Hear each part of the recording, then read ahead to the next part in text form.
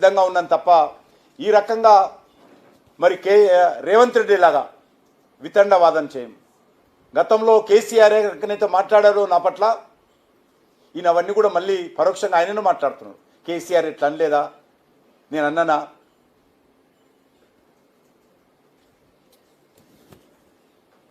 ఈరోజు రేవంత్ రెడ్డి వ్యవహారం ఎట్లుందంటే, అసలు తెలంగాణలో స్వాతంత్రం వచ్చిన తర్వాత ఈ 79 సంవత్సరాలుగా అక్కడ ప్రభుత్వమే లేదు, ఇక్కడ ముఖ్యమంత్రి లేదు, ఇక్కడ అడ్మినిస్ట్రేషన్ లేదు, ఇక్కడ ప్రజలే లేరు.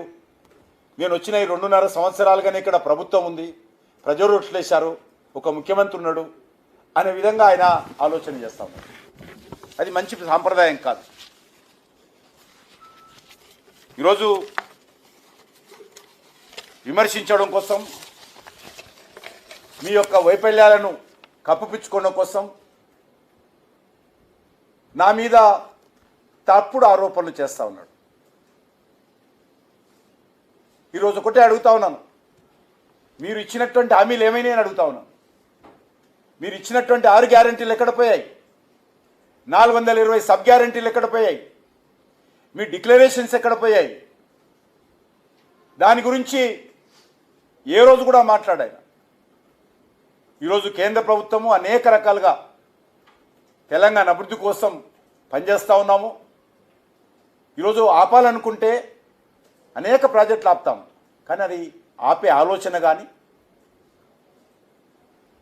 ఆపేటువంటి విధానం కానీ మా ప్రభుత్వంలో లేదు. ఆపేటువంటి సంస్కృతి మీకుండొచ్చు, ఆపేటువంటి ఆలోచన మాకు ఏనాడు రాదు, భవిష్యత్తులో కూడా రాదు. తెలంగాణకు ఏ ఒక్క రూపాయి వచ్చినా కూడా అందరికంటే ముందు సంతోషపడే వ్యక్తి నేను. అది రేవంత్ రెడ్డి కోసమో కేసీఆర్ కోసమో ఎవరి మెప్పు కోసమో మేము చేయం. ఒక్కొక్క ప్రాజెక్టు కోసమో ఇక్కడ మన ఢిల్లీలో ప్రత్యేకమైన ఆఫీస్ పెట్టి తెలంగాణ అభివృద్ధి కోసం మానిటరింగ్ చేస్తూ ఉన్నాం. రెగ్యులర్గా అనేక విషయాలు మానిటరింగ్ చేస్తాం. మేము చెప్పం చాలా సోషల్ మీడియాలో కానీ ప్రెస్ కానీ, ముందు పూర్తి స్థాయి ఫలితాలు వచ్చిన తర్వాతనే చెప్తాం. అంతే తప్ప ఈరోజు ఈ రకంగా మరి ఫైనాన్షియల్ ఫీజిబిలిటీ, టెక్నికల్ ఫీజిబిలిటీ విషయంలో రాష్ట్ర కేంద్ర ప్రభుత్వాలు చర్చించుకోవాల్సినటువంటి అంశాలు, చర్చించుకొని ఏకాభిప్రాయానికి రావాల్సినటువంటి అంశాలు మరి వాళ్ళు రాకుండా నా మీద రెట్టేటువంటి ప్రయత్నం చేయడము మంచిది కాదనే విషయాన్ని ఈ సందర్భంగా మనవి చేస్తా ఉన్నాను. నేను మరొకసారి ఈరోజు చెప్తున్నానంటే రేవంత్ కోసం చెప్పడం లేదు, తెలంగాణ ప్రజల కోసం చెప్తా ఉన్నాను. తెలంగాణ ప్రజలకు ముఖ్యమంత్రి గారు ఒక తప్పుడు సందేశం ఇచ్చేటువంటి ప్రయత్నం చేస్తున్నారు కాబట్టి, ఒక తప్పుడు సమాచారాన్ని ప్రసారం చేసేటువంటి ప్రయత్నం చేస్తున్నారు కాబట్టి నేను ఈ రకంగా తెలంగాణ ప్రజలకు నేను విషయాలు చెప్పేటువంటి ప్రయత్నం చేస్తున్నాను తప్ప ముఖ్యమంత్రి గారు కాదు. కానీ ముఖ్యమంత్రి గారు కూడా ఇప్పుడు ఒకటి చెప్తా ఉన్నాను, మీరు ఎప్పుడు రావాలనుకున్నా, ఎప్పుడు కేంద్ర అర్బన్ డెవలప్మెంట్ మినిస్టర్ గారితో కలవాలనుకున్నా నేను మీతో రావడానికి, తెలంగాణ ప్రభుత్వం తరఫున మీతో కలిసి కేంద్ర ప్రభుత్వంతో చర్చించడానికి నేను ఎల్లవేళలా సిద్ధంగా ఉన్నాననే విషయాన్ని ఈ సందర్భంగా మనవి చేస్తా ఉన్నాను. నేను రెగ్యులర్గా తెలంగాణ ప్రాజెక్టుల విషయంలో మంత్రులను కలుస్తూ ఉంటాను, ఈ విషయంలో కూడా కలవడానికి సిద్ధంగా ఉన్నాను. కాబట్టి ఈరోజు అది ఐఆర్ఎఫ్సికి సంబంధించినటువంటి ఫస్ట్ ప్రాజెక్ట్ ఎల్ఎన్సీని తీసుకోవాల్సినటువంటి లోన్ విషయంలో కావచ్చు, లేక 50-50 ప్రాతిపాదికన మెట్రో సెకండ్ ఫేజ్ సంబంధించినటువంటి ప్రాజెక్టు విషయంలో కావచ్చు, టెక్నికల్ పాయింట్లు, ఆర్థిక సంబంధించినటువంటి తెలంగాణ ప్రభుత్వం ఇచ్చినటువంటి ప్రతిపాదన వల్ల ఈరోజు ఆలస్యం జరుగుతుందనే విషయం ఈరోజు నాకు కట్టర్ గారు చెప్పారు ఫోన్లో. అంతే తప్ప మేము ఆపేటువంటి పరిస్థితి లేదనే విషయాన్ని సందర్భంగా మనం చేస్తా ఉన్నాం.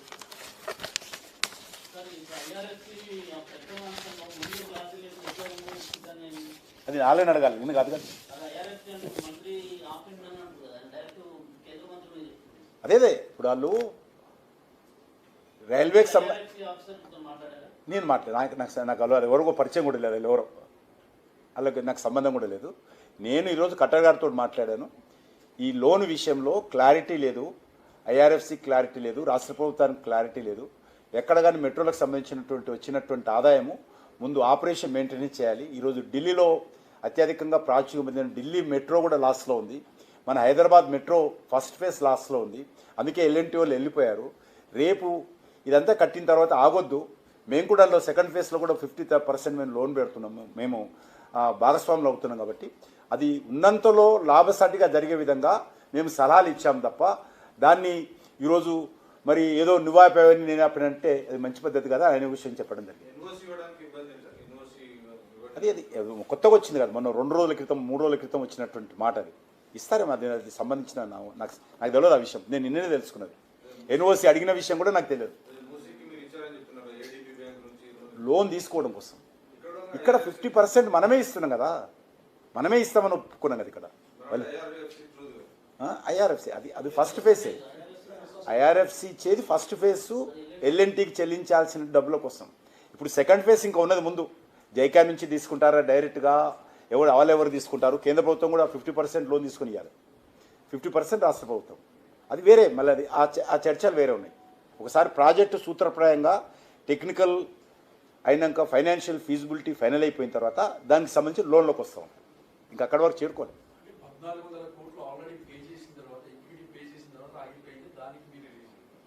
దేనికి? అది మనకు తెలియదు కదా. ఇప్పుడు నాకు ఈరోజు మంత్రి గారు చెప్పారు ఆ విషయం. అది నిన్న రేవంత్ రెడ్డి గారు చెప్పారు. మాకు ఆ విషయం తెలియదు కూడా తెలియదు. రేవంత్ రెడ్డి నిన్న ప్రెస్కి చెప్పేంత వరకు కూడా ఐఆర్ఎఫ్సి సంబంధించినటువంటి లోన్ ఆగిపోయిందనే విషయం మాకు తెలియదు. ఈ విషయాలన్నింటిలో స్పష్టత కోసం అంటే ముఖ్యమంత్రి రేవంత్ రెడ్డి, కేంద్ర మంత్రి కిషన్ రెడ్డి, కేంద్ర మంత్రి ఖట్టర్ ఈ సమావేశం ఎప్పుడు ఫిక్స్ చేస్తారు? ముఖ్యమంత్రి గారు ఎప్పుడు వస్తారు? ఏం అవుతలేదు. ముఖ్యమంత్రి గారు ఎప్పుడు వస్తాడు? ఏం ప్రజలకి ఏం ఇబ్బంది లేదు. ఖచ్చితంగా ప్రాజెక్ట్ రావాల్సిందే. ఇప్పుడు మెట్రో ప్రాజెక్టు కూడా మంచిగా బాగా జరుగుతూ ఉంది.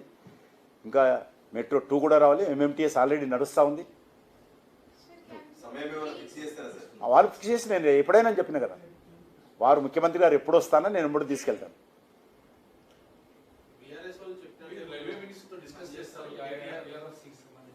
ఆయన లేడు, వచ్చినాక మాట్లాడతా, వారితో కూడా మాట్లాడతాను.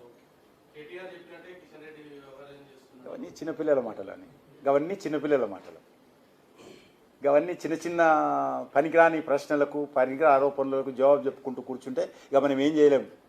రోజు రేవంత్ రెడ్డి చెప్పిందో కేటీఆర్ చెప్పిందో మేము జవాబులు చెప్పుకుంటూ కూర్చోవాలి. వాళ్ళు అంటారు కదా, కాంగ్రెస్ బీజేపీ ఒకటానికి కేటీఆర్ అంటుంటాడు, కిషన్ రెడ్డి రేవంత్ రెడ్డి ఒకటానికి కేటీఆర్ అంటుంటాడు. ఇప్పుడు కేటీఆర్ కిషన్ రెడ్డి ఒకటే అని ఈయన అంటుంటాడు.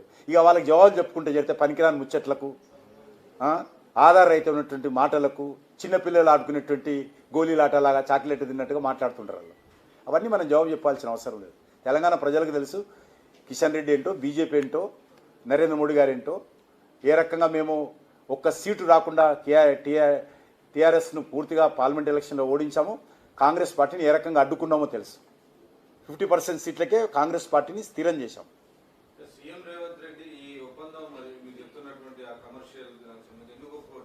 అది నాకే నీకు ఈరోజు అడిగిన విషయం కదా. నిన్ననే నేను ఎక్కడో ఉంటే నాకు ఇవన్నీ వచ్చినాయి. అంతకుముందు చెప్పలేదు కదా ఇవన్నీ కూడా. అడ్డుకుంటూ నిన్న డీటెయిల్గా చెప్పారు. డీటెయిల్గా చెప్పిన తర్వాత నేను ఈరోజు వచ్చి ఫోన్లో మాట్లాడాను. నాకు టైం కూడా లేకుండా మార్నింగే నాకు అశోక్ హోటల్లో మరి బ్యాటరీ సమ్మిట్ ఉండే, దానికోసం వచ్చాను నేను. తెలుగు కాయలే, తెలుగు కాయలే. Entire thing is for Telugu media. नहीं बात पूछो ना वो कौन ना बोले, पूछिए कुछ भी पूछिए, कोई प्रॉब्लम नहीं. जो मुख्यमंत्री जी गलत प्रचार कर रहे, जो तेलंगाना में जो मेट्रो प्रोजेक्ट सेकंड फेज का फर्स्ट फेज प्रारंभ हुआ, बहुत साल हुआ, उसको एलएनटी ने चला रहा था. एलएनटी से स्टेट गवर्नमेंट टेक ओवर कर रहे. उसके लिए more than 13,000 crores एलएनटी को स्टेट गवर्नमेंट पेमेंट करना है. उस पैसे के लिए जो केंद्र सरकार के रेलवे मिनिस्ट्री के IRFC Indian railway financial corporation से लोन ले रहा है और उसका सैंक्शन भी हुआ. और इसके साथ जो 50% के स्टेट गवर्नमेंट और केंद्र सरकार अर्बन डेवलपमेंट मिनिस्ट्री इसका परसेंटेज से एमएमटीएस सेकंड फेज शुरू करना है.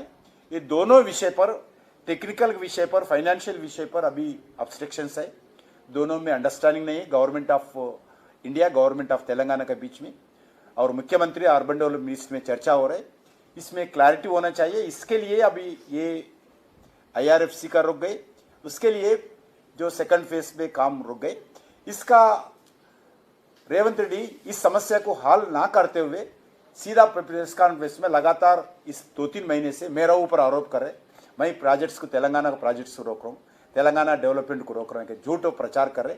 बार बार मैं क्लैरिफिकेशन देने के बाद भी वही बात करते हैं। उनका जो गलतियां हैं, उनका जो टेक्निकल पॉइंट सुधारना है वो नहीं सुधारते हुए मेरा ऊपर आरोप करना बिल्कुल गलत है। यही मैं आज तेलंगाना जनता के सामने स्पष्ट रूप से बताने के लिए प्रेस कॉन्फ्रेंस में आया।